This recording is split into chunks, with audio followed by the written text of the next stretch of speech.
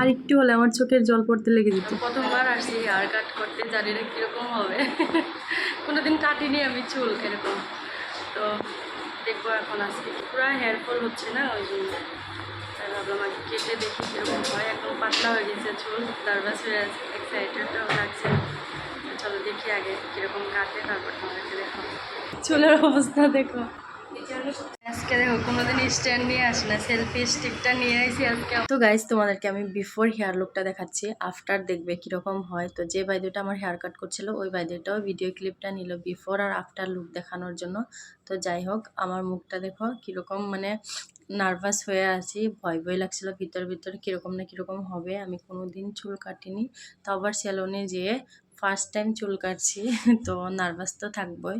আর তোমার কিরকম করে কাটে, লেন্থটা ছোটই না হয়ে যায়, ওই ভয়ে ভয়ে মুখটা আমার দেখো কিরকম হয়ে আছে। ছোট হয়ে গেল তো, হ্যাঁ লম্বা চুল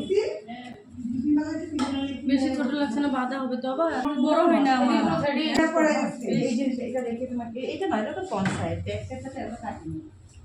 দেখো ব্যাক সাইডে আছে নাকি চুল আরো নাই তো, ব্যাক সাইড একদম ছোট করে না, আর ছোট করতে লাগে না, এইটুকুনের মতো করে। লেন্থটা একটু ছোট হয়ে গেছে দেখো, আর একটু হলে আমার চোখের জলই বেরিয়ে আসছে। আর ছোট করতে লাগে না, হ্যাঁ আর ছোট করো না, চুল হয় না এমনি ওরকমই থাক, আর কাটতে লাগবে না।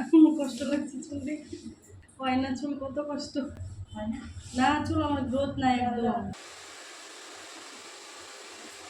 বেশি গরম দিও না, এগুলো দিয়ে দিয়ে চুল করছে বেশি, এই মারতে লাগবে না, পিছনে করে দেখো। বিফোর লুকটা তো তোমাদেরকে দেখিয়েছিলাম, আফটার দেখো কিরকম লাগছে। তুমি লাড়িয়ে দাও, দেখো লেন্থটা একদমই ছোট লাগছে, আমি ভাবতে পারিনি এত ছোট লাগবে। সাইড পার্টিশন করে দেখলাম, ভালোই লাগছে মোটামুটি। তো একটু লেন্থটা ছোট হয়ে গেছে। আমি তো পুরো অ্যাটিটিউডে ঘরে আসছিলাম যে মিস্টারকে যে সারপ্রাইজ দেবো, কি রিয়াকশন, আর ঘরে এসে মনটাই ভেঙে গেছে আমার। শর্ট হেয়ার ওর একদমই পছন্দ হয় না, তো ওই জন্য একটু শকড হয়ে গেছে। যাই হোক, সবজি নিয়ে আসছে, এগুলো ফ্রিজে রাখি, পরে